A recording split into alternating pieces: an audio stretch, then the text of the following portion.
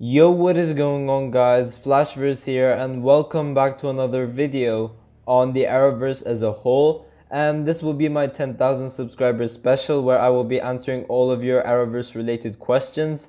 Also, I will be giving some YouTube channels over here a shout out.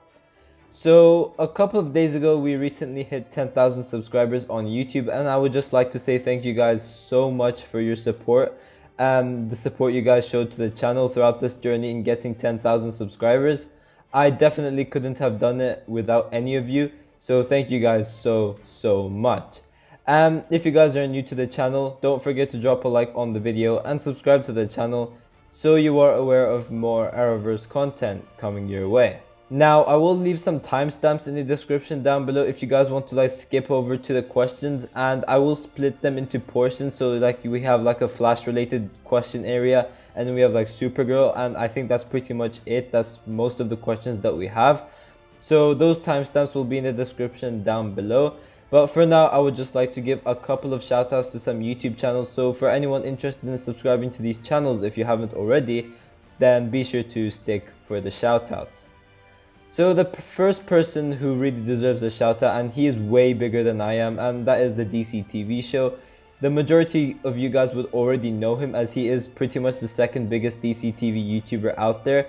But he is pretty much the main reason why I started this channel in the first place, so big shout out to him.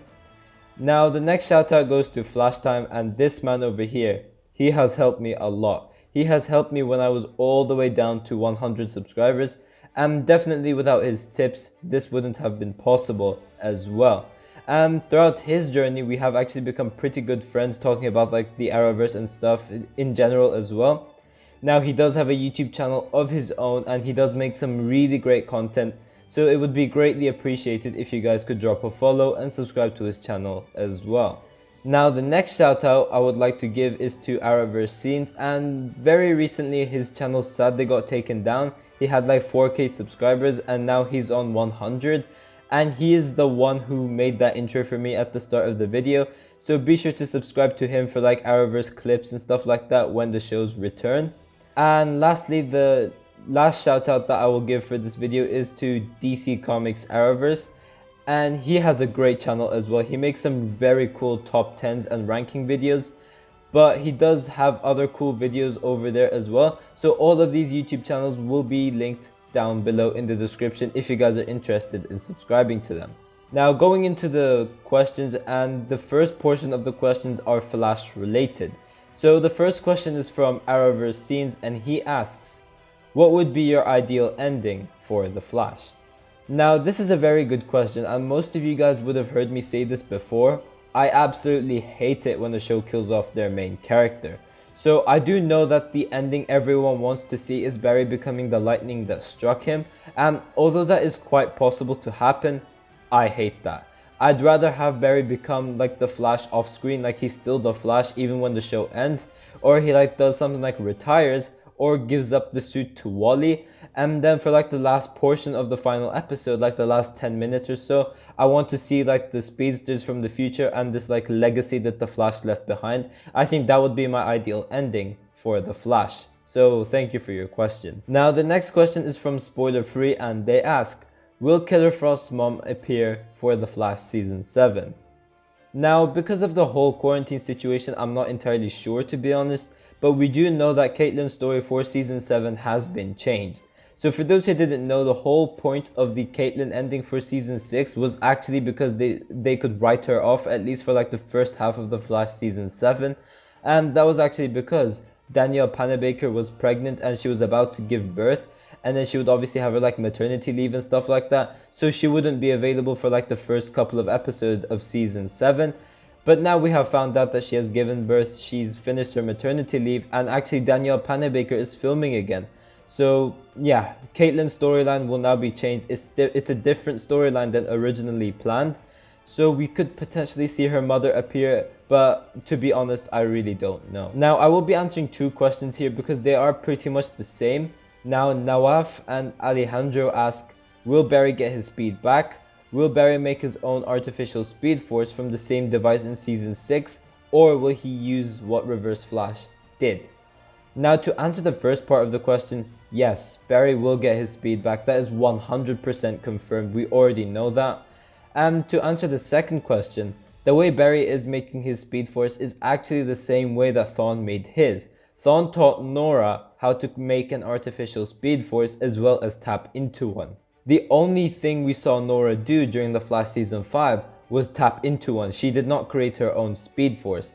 And during The Flash Season 6 episode 15, the ending scene, Barry did mention that Thawne taught Nora how to create a speed force. And Barry is actually using Nora's journal to create the speed force that we will be seeing. So the way Barry is actually developing his speed force is actually the same way Thawne made his, except Thawne's speed force is a bit more negative. But the next question is from Sherlock Wells, and he asks, is Julian Albert the real Godspeed? To answer your question, no, he's not. Tom Felton, I think, was like too expensive or something for him to stay on the show, so they got rid of him.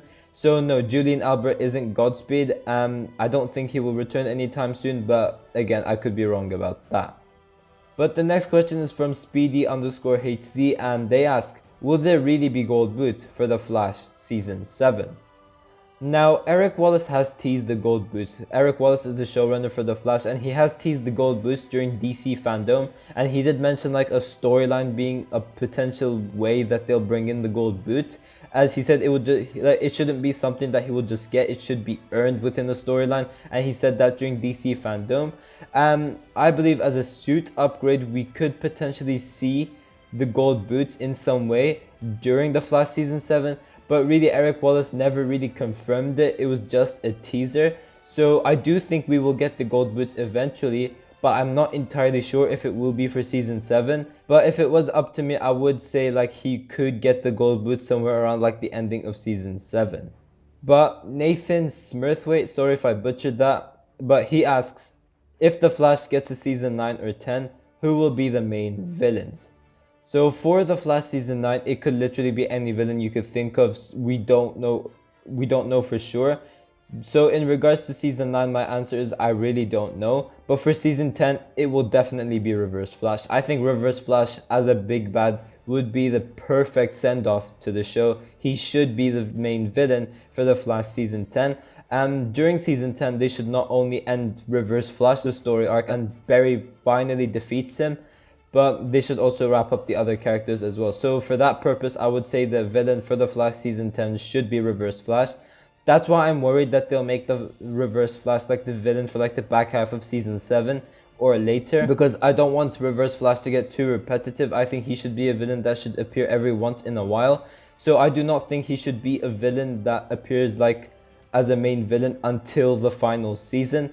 So I hope they say Reverse Flash for Season 10.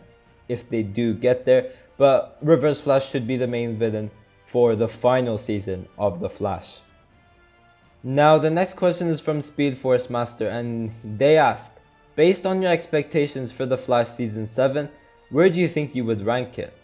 Now this is very interesting because we barely saw anything about The Flash Season 7 yet, so I can't really answer the question that well, and I can't really say much, because we only really saw like a couple of set photos and we only saw that DC Fandome trailer. So I don't really know. But from the teasers we have about The Flash Season 7 being heavily Speedster related, us getting the 150th episode where supposedly we'd have tons of returning characters, them keeping the 2 graphic novel structure, preventing the storyline from being stretched out for too long, but also finally having a Speedster villain after Season 4 and 5 and 6, gets me very excited for Season 7, and especially with the fact that the main villain will finally be the original Godspeed for the first half of The Flash Season 7.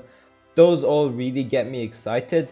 So I am very excited for The Flash Season 7, but in regards to where I would rank it, we haven't really seen anything yet.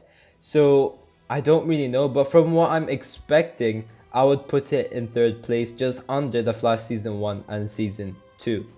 Now to wrap up the Flash questions, we do have a couple of Reverse Flash questions in regards to how he isn't erased from existence.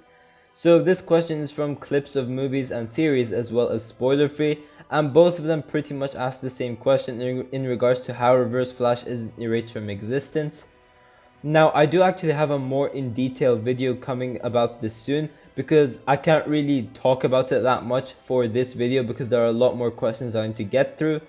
But pretty much just to sum it up, Dawn uses the negative Speed Force, and one major difference between the positive Speed Force or the original Speed Force and the negative Speed Force is that the negative Speed Force keeps a speedster immune to any sort of timeline changes. So when Eddie shot himself, yes, Thawne would have been erased from existence, but what actually keeps him alive is the negative Speed Force. The negative Speed Force shields him from any timeline changes whatsoever. So to answer the question, the reason Thawne isn't erased from existence or he isn't dead is because the negative Speed Force is shielding him from any timeline changes. So that's why when he returns, I am expecting him to still have his pre-crisis memories back because of that reason, because his Speed Force allows him to be immune to certain changes. Now we do then have a Legends of Tomorrow question, and this is the only Legends of Tomorrow question we have, but hopefully I didn't butcher your name. This is a question from Rogelio Oliveres, but they ask, how long will Legends of Tomorrow last? So here is the thing, yeah, so many people think that next season of Legends of Tomorrow would be its last, and I'm not saying it won't. I personally enjoy Legends because all the other shows are more serious, but then Legends of Tomorrow is just totally off the wall and it's very different, which makes me have so much fun watching this show.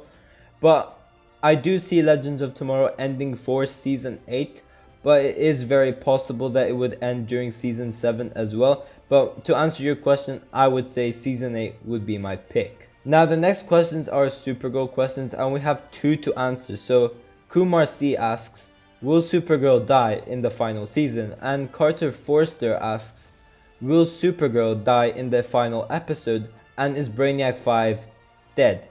So to answer the Kara portion of this question, it's very possible that she will die during the final episode of the show, but I don't think she will die. Supergirl is a very hopeful show, and to live up to that hopefulness, they won't kill off Kara, especially when it's literally a year after the Arrowverse killed off their biggest character, that obviously being Oliver Queen.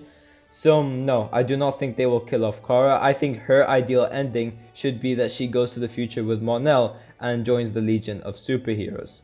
And to answer the next question, the Brainiac 5 question, no, Brainiac 5 is not dead. Jesse Rath was literally filming Supergirl season 6 before they obviously headed on to their short break. So no, Brainiac 5 is not dead. And we do then have Tommy Middleton, who asks, could Mon-El and Kara ever get back together? And if so, what happens to Saturn Girl and William? So to answer this question, yes, I do think we will get Caramel being a thing again. And I do think that Kara and Mon-El will be the ending that we will get for Supergirl season 6. I think Kara will go back to the future with Mon-El and basically becomes a Legionnaire over there. In regards to Saturn Girl, she will either probably die or break up with Mon-El, something like that. But in regards to William, I really have no idea what will happen with him. And to answer the final question of this Q&A, and this is from Optimus Prime, and they ask, who is smarter, Lex Luthor or Clifford DeVoe, aka The Thinker? The answer is Lex Luthor. He and Batman are known to be the 2 smartest characters in the DC universe. So Lex Luthor is the answer. Lex Luthor is way smarter than DeVoe. But yeah guys, thanks for watching. If you guys have enjoyed the video, please give a like and subscribe. Tell me in the comment section down below what you guys think about my answers. And also thank you guys so much for sending in these questions as well. But yeah, I will see you guys in my next video.